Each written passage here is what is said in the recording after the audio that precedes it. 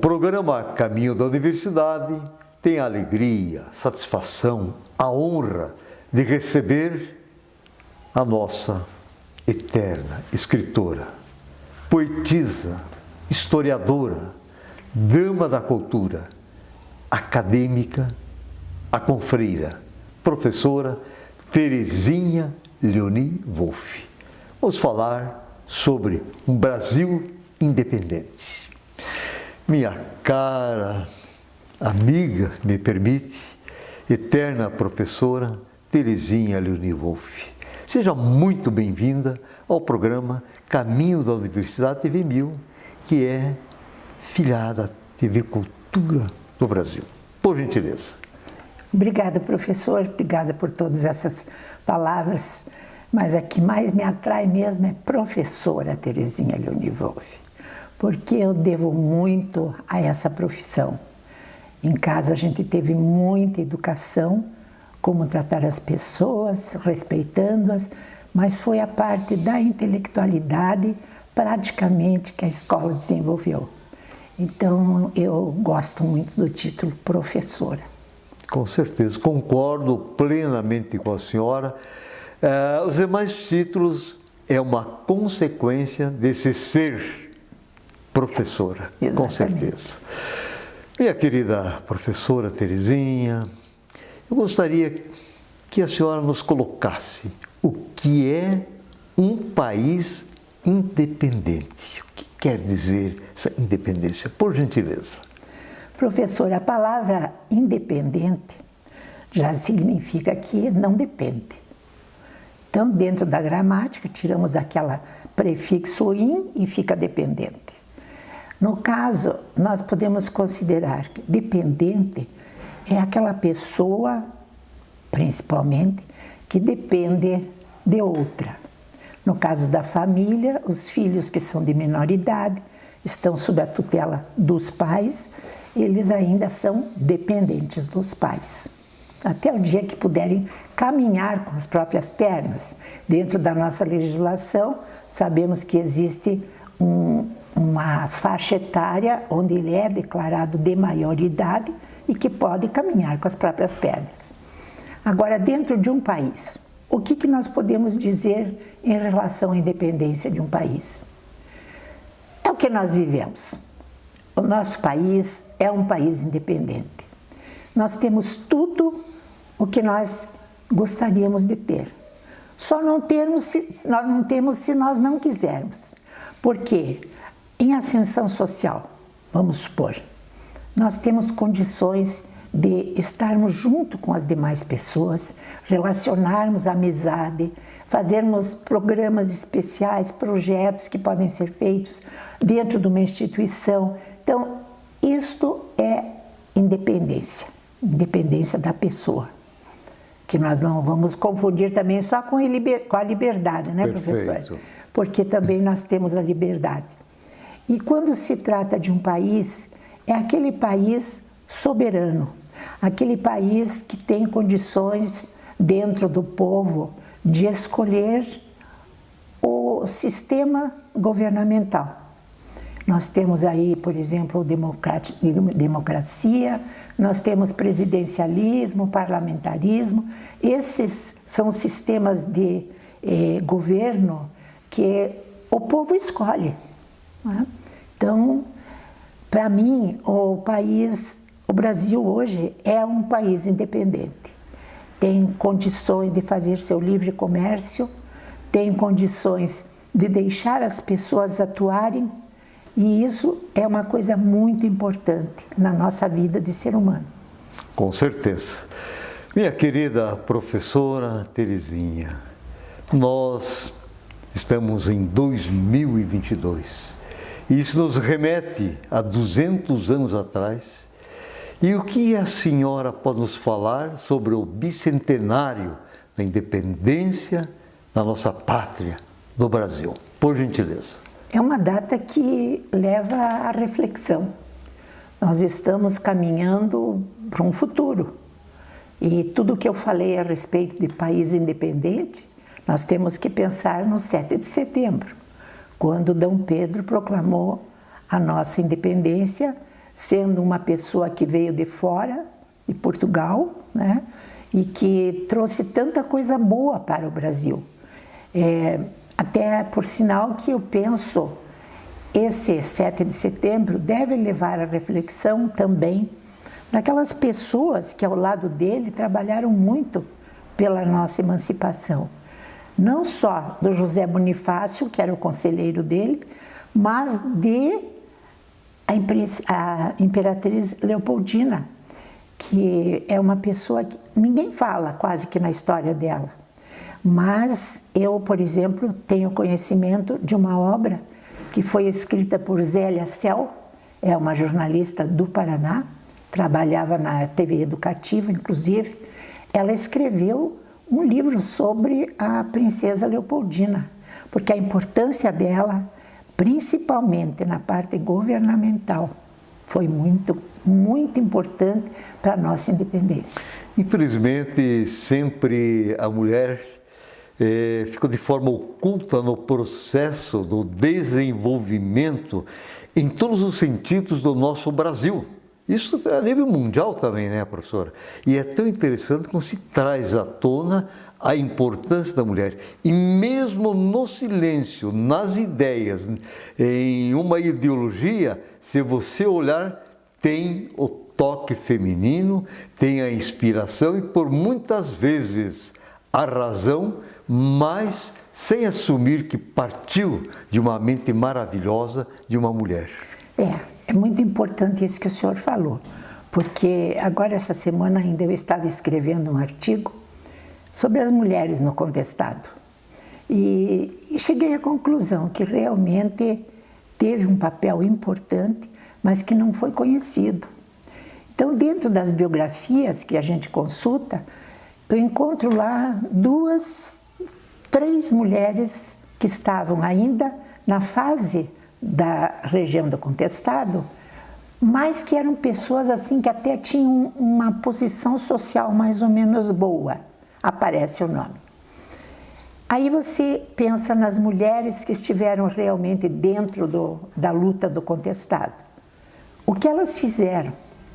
E aquelas que não estiveram na luta, mas que estiveram dentro das famílias, pessoas simples, que não tinham até um desenvolvimento intelectual, no sentido de saber ler, de saber escrever, e como elas se saíam bem quando se tratava de recepcionar as pessoas na sua casa.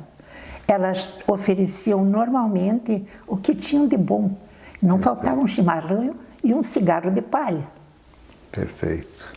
Interessante, sabe, me fez lembrar agora da Nega Sinhá, né? Da Chica Pelega, da Maria Rosa, que conduziu muito bem 2 redutos, e pessoas que estavam realmente à frente, digamos, das batalhas. Sim. E tantos outros que trabalharam no silêncio, a ação, mesmo a esposa de um caboclo, de um sertanejo, onde se comungava a ideia de se ter uma liberdade, se ter um pedaço de terra para produzir. Se justiça seja feita, né, Sim, Terezinha? e essas mulheres daquela época, professor, elas tiveram sempre um respeito muito grande pela família, principalmente no caso dos maridos. Era um tempo que o marido usava bota ou botina e a mulher tinha um banquinho para sentar e retirar as botas do marido. Olha só. Então, isso é uma coisa muito séria, que hoje nós, se falarmos isso para alguém com a liberdade que a mulher tem hoje, nós não acreditamos. Mas eu vi esse tipo de coisa acontecer. Homens que tinham uso de botina, de botas para trabalhar e que já estavam até fora da região do contestado, mas que ainda acontecia isso. Ele tinha, o chefe da família tinha o lugar próprio para sentar na mesa, para sentar para conversar, era o lugar dele. E o banquinho era para a mulher tirar as botas. Olha só, quer dizer, toda aquela indumentária, usos e costumes, aonde está voltado todo o privilégio para o chefe, olha só, o homem, o chefe da família. Exatamente, exatamente. Então, a senhora sempre aguardava as ordens do seu senhor, né? A mulher tinha incumbência, professor, nessa época, de cuidar dos filhos, né? E de cuidar dos animais, que eram muitos sempre, né? Então, era o trabalho delas, cuidar da casa, fazer a comida, cuidar dos filhos e dos animais. Pois é, e muitas vezes, né, as verdadeiras saídas, até de ordem econômica, política, social, partir da mente maravilhosa das mulheres. Muito bem. Que bom. Olha só, dona Terezinha, nós estamos falando em independência, Sim. né? E até lembrando uma questão bíblica, Deus criou o homem. Quando falou Deus criou o homem, criou a mulher. Então é já de igual para igual. Eu sempre digo, não tem que ter submissão, tem que existir o respeito em relação às mulheres, aos homens, às crianças, aos de idade avançada. Então, tendo respeito, você realmente vai colocar o humanismo nessa relação e é algo até divino, onde Deus realmente vem abençoar essas pessoas com independência, mas conscientes. E responsabilidade, que essa é a palavra-chave. Perfeito. Numa sociedade. Você tem toda a liberdade, mas existe um sistema social a ser obedecido. Então, liberdade não pode ser separado completamente de responsabilidade. Com certeza. Né? Até que, se você pensar, até dentro da própria cultura bem primitiva, vamos supor assim, uma cultura indígena, que ainda os homens se utilizam de todas os instrumentos e coisas assim que o valha da época da sua civilização. Eles impõem um respeito. Eles têm uma linha para dizer ali você não passa. Você vai ficar até ali. Para frente você não vai. Então, minha cara professora, enche a boca, né? Professora Terezinha, vou lhe questionar o seguinte: para que serve a Semana da Pátria? A senhora vai responder no segundo bloco, tudo bem? Estamos apresentando o programa Caminho da Universidade e hoje é um dia de festa, porque a dona Terezinha, professora, faz parte do programa de hoje. É rapidinho, nós já retornamos.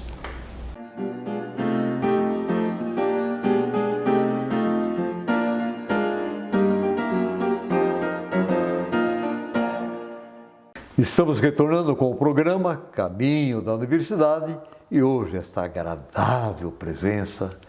O programa Caminho da Universidade está em festa, porque tem a professora Terezinha. Estou mentindo ou estou falando a verdade? Obrigada, professor. Então, eu só gosto de falar a verdade. E a verdade às vezes machuca, porque a pessoa não gosta da verdade.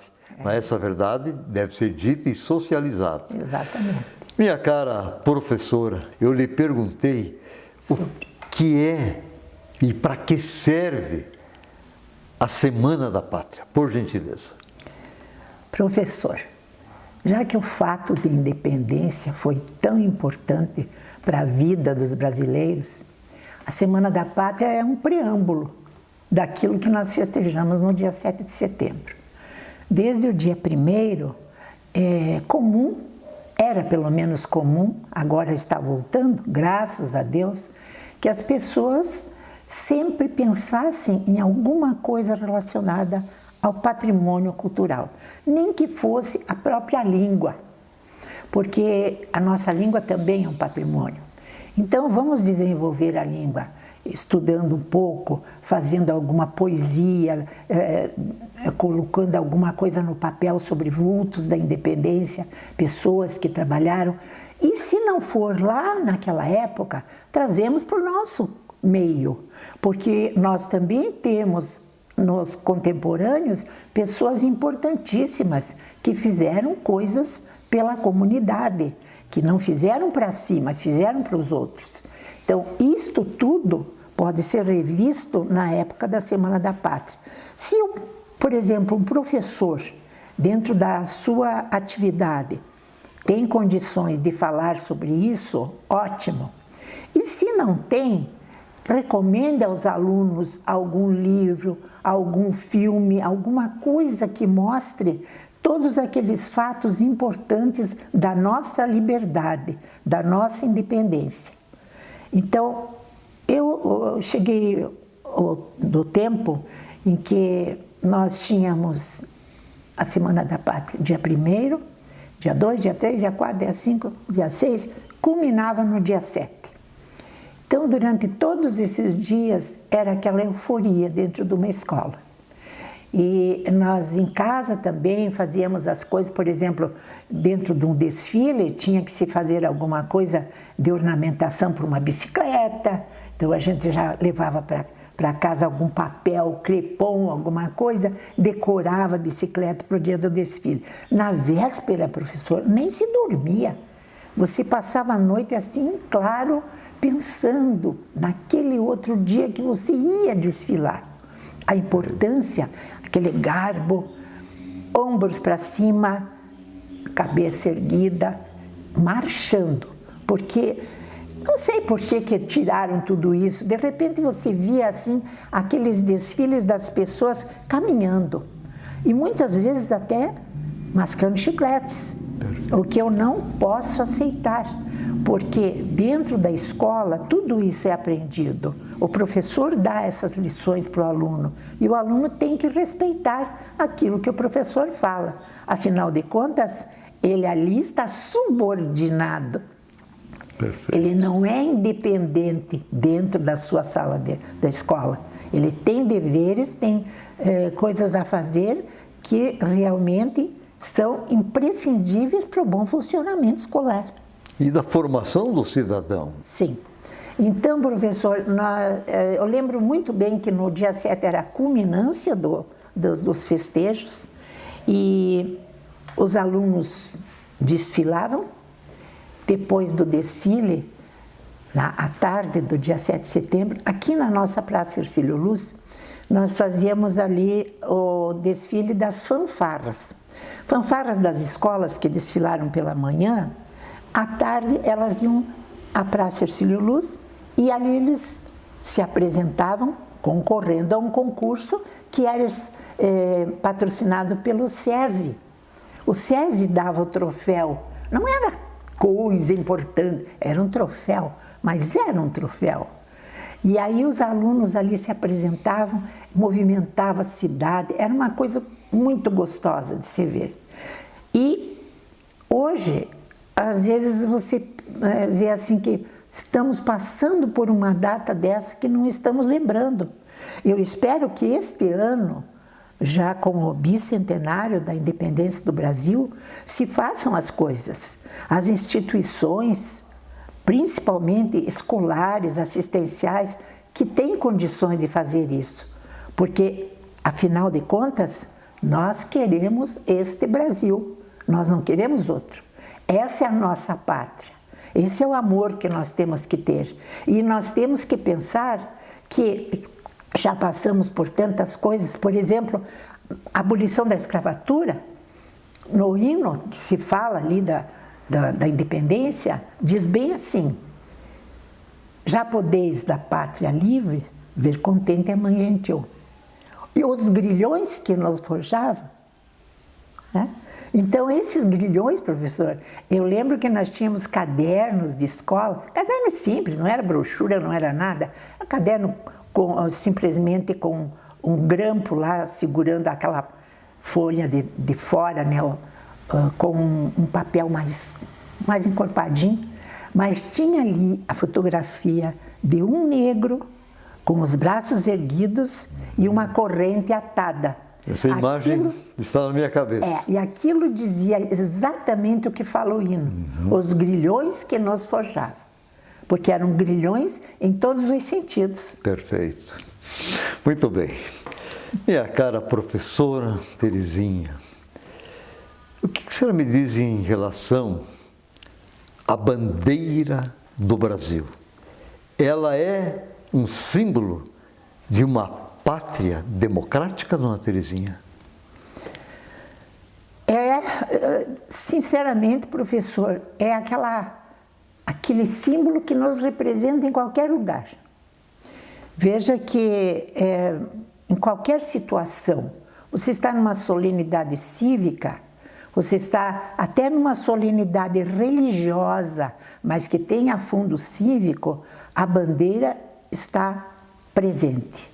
Em qualquer formatura de escola, principalmente nos estabelecimentos públicos, ela deve estar.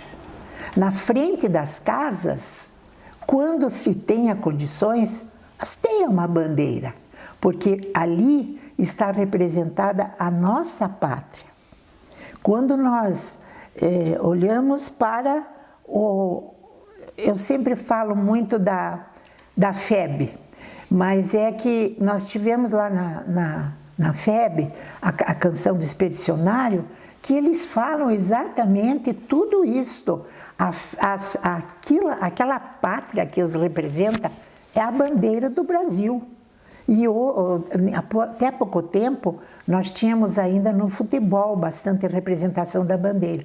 E com o tempo também foi sendo esquecida. Agora está voltando e eu acho isso muito bom. E o Ayrton Senna nos trouxe uma imagem Exatamente. Que ficou para sempre, né? Sim, porque ele chegava com a vitória, mas a bandeira do Brasil estava junto. Perfeito. Muito bem. Minha cara professora. Eu gosto da palavra professor, professora. Eu, quando entrei no magistério, às vezes em algum lugar, estava viajando, no hotel, profissão, professor. E às vezes as pessoas dizem, mas você encheu a boca para falar? Sim, com muito orgulho. Quando então, não pergunto, mas e o que você faz mais? E você trabalha? Trabalha? Isso. Mas, querida professora Terezinha, o que dizer de Porto União da Vitória, que está expressando gratidão ao ser Terezinha Leoni Wolff, cidadã benemérita de Porto União, Estado de Santa Catarina, cidadã honorária de União da Vitória, Estado do Paraná. No meu entendimento, justiça está sendo feita. Essa é a minha opinião e, com certeza, todos aqueles que aprovaram pensam exatamente isso. Agora eu quero saber o que dizer em relação a esses dois merecidos títulos que a senhora realmente é portadora. Por gentileza. Professor, eu sempre morei numa cidade na qual o meu pai havia nascido e que era União da Vitória.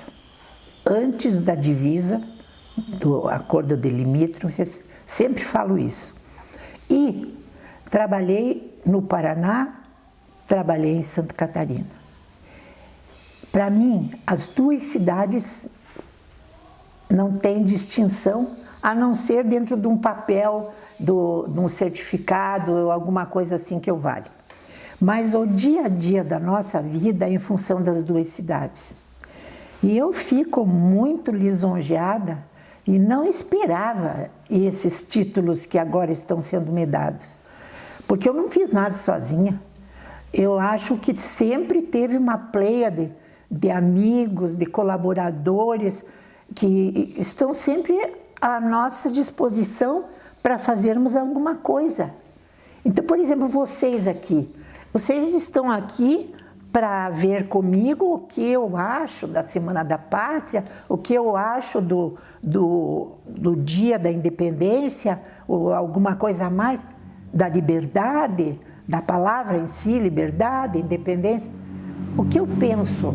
Vocês estão dentro dessa pleiade de amigos. Vocês estão colaborando para que eu tenha a oportunidade de colocar palavras que eu acho importantes em relação à nossa cidadania. Porque uma vez o senhor já veio me entrevistar e perguntou se eu me considerava um soldado. Eu me considero um soldado.